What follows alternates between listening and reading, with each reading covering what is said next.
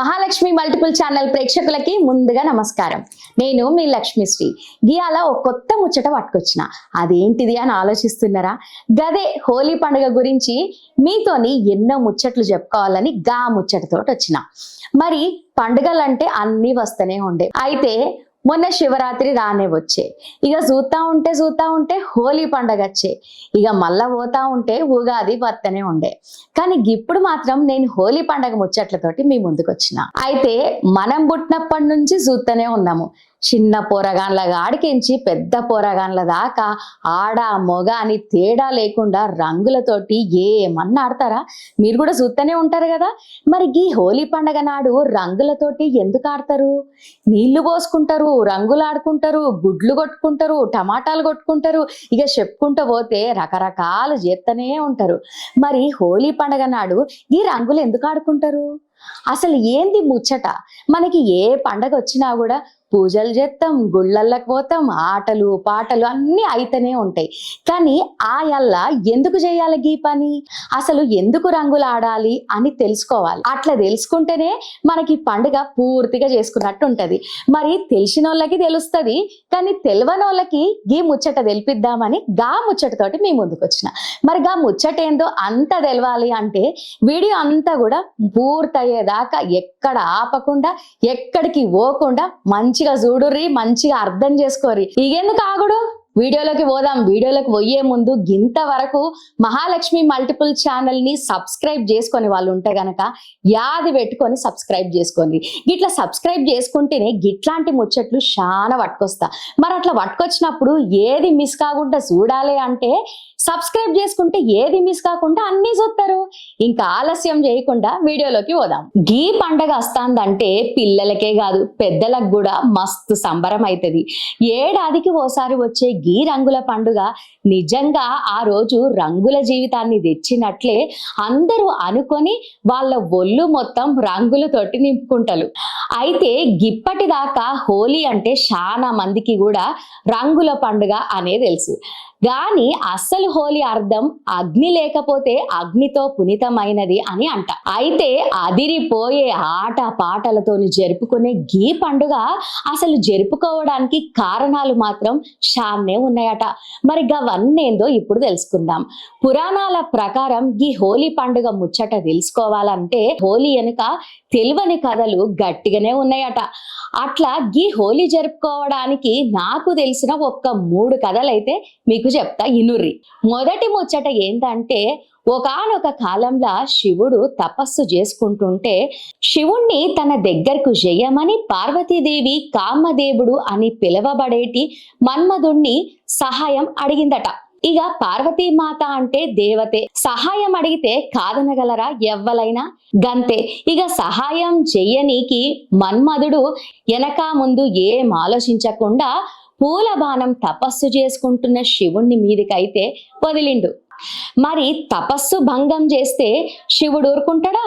వెంటనే 3వ కన్ను తెరిచి తపస్సు భంగం చేసిన కామదేవుణ్ణి భస్మం చేసిండు. గీ ముచ్చట తెలుసుకున్న మన్మధుడి భార్య రతీదేవి వెంటనే శివుని దగ్గరికి చేరుకున్నది. శివుణ్ణి తన భర్త చేసిన దానికి క్షమాపణలు చెప్పి భర్తని బ్రతికించమని అయితే కోరిందట.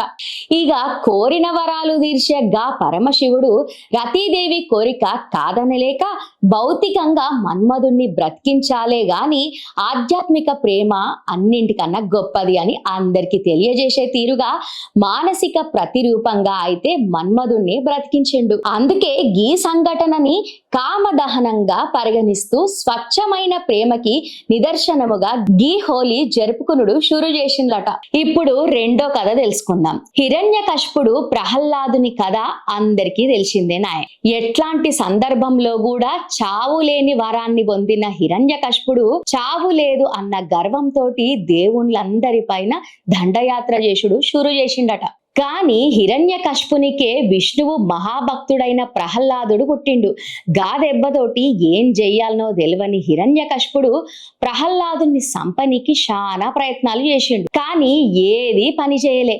ఇక శివరాకరికి హిరణ్యకశిపుడు అతని చెల్లెలు అయినటువంటి హోలిక అనే రాక్షసి ఒడిలా ప్రహ్లాదుని గూసబెట్టి అగ్నిదహనం చేసిండట.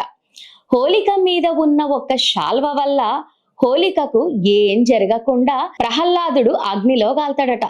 దానితో ప్రహ్లాదుని సావు పక్కా అని హిరణ్యకశిపుడు గీ పథకం పన్నిండు. అయితే ప్రహ్లాదుడు గా సమయంలో విష్ణువుని దలుచుకోగానే హోలిక మీద ఉన్న శాల్వ ఎగిరిపోయి హోలిక అగ్నిలో కాలిపోయింది. గదే శాల్వ ద్వారా ప్రహ్లాదుడు బ్రతికిండు. గట్ల హోలిక అగ్ని దహనం చిహ్నంగా ఈ హోలీ జరుపుకుంటారు అని నిపుణులు చెప్తుర్రు. ఇక చివరి కథ, శ్రీకృష్ణుడు బృందావనంలో ఉన్న సమయంలో ఒక రోజున గోపికలతో పువ్వులు గట్లనే రంగులు జల్లుకుంటా ఎంతో అల్లరిగా ఆటలాడిండు. గట్ల కృష్ణుడు గోపికలతో గడిపిన గా ఆనంద క్షణాలను ఎప్పటికీ యాదుకుంచుకునే విధంగా ఈ హోలీ పండుగని జరుపుకుంటారట అందరూ. గట్ల అని తెలిసింది. ఇక పువ్వులు రంగులు అన్ని ఆ రోజు ఒకరి మీద ఒకరు సల్లుకోవడము, ప్రేమ సౌభాగ్యాలు వెల్లువిరుస్తాయని అందరూ గట్టిగా నమ్ముతారు. ఇక ఈ పురాణ కథలన్నీ కూడా పక్కకు పెడితే శాస్త్రీయంగా కూడా హోలీ సమయంలో ఏర్పడే వాతావరణ మార్పుల వల్ల జ్వరము జలుబు వంటి జబ్బులు వస్తూనే ఉంటాయట. గందుకే సహజ సిద్ధమైన రంగులు పువ్వులు గిట్లా సల్లుకోవడం పూసుకోవడం చేస్తే ఔషధాలన్నీ కూడా మన మీదికి వచ్చి మనకొచ్చిన జబ్బులన్నీ కూడా నయమైతాయట. ఇక హోలీ అంటే కేవలం రంగులు మాత్రమే కాకుండా పసందైన వంటలు, బంగు అనే ఒక్క పానీయం పేర్లు కూడా వినిపిస్తూనే ఉంటాయి. హోలీ అనే పండుగ కూడా శివునితో ముడిపడి ఉంటుంది కాబట్టి గీ బంగ్ అనే పానీయంని ఆ రోజు అందరూ తీసుకోవడం ఒక సాంప్రదాయంగా మార్చిరట. రెండో కారణం, వివిధ రంగుల వల్ల చర్మం పైన ఏవైనా మంటలు ఏర్పడితే గీ బంగ్ ద్వారా ఉపశమనం లభిస్తుంది అనేది రెండో కారణం. ఇక తెలుగు రాష్ట్రాలలో కామదహనంగా పిలువబడుతూ రంగులతో జరుపుకునే గీ హోలీ పండుగ భారత్లోనే వివిధ ప్రాంతాలలో వివిధ రకాల సాంప్రదాయాలతో జరుపుకుంటూ ఉంటారు. అయితే కేవలం భారత్లనే కాదు, భారత్ దగ్గరలో గల నేపాల్, బంగ్లాదేశ్, ఆఫ్రికా, ఉత్తర అమెరికా, యూరప్ వంటి దేశాల్లో కూడా ఈ పండుగ ఎంతో ఘనంగా జరుపుకుంటూనే ఉంటారు. అయితే జనాలకి ఎట్లయినా కూడా తాగుడు తినుడు అంటే మస్తు ఇష్టమే ఉంటదాయే. అందుకని ఇక పరమశివుడు తాగిండు అని ఒక వంక పెట్టుకొని హోలీ పండుగ రోజు ఇంకా గట్టిగానే తింటూనే ఉంటారు, తాగుతూనే ఉంటారు. ఎట్లాగో ఇష్టం వచ్చిన పనేనాయి, ఇక ఆ దేవుడు చేసిండు కదా అని ఇక ఆ రోజు అస్సలకి ఒళ్ళు తెలియకుండా తాగుతూనే ఉంటారు, తింటూనే ఉంటారు. మరి అందరు కూడా గిట్లనే జరుపుకుంటారు కదుల్లా పండుగ.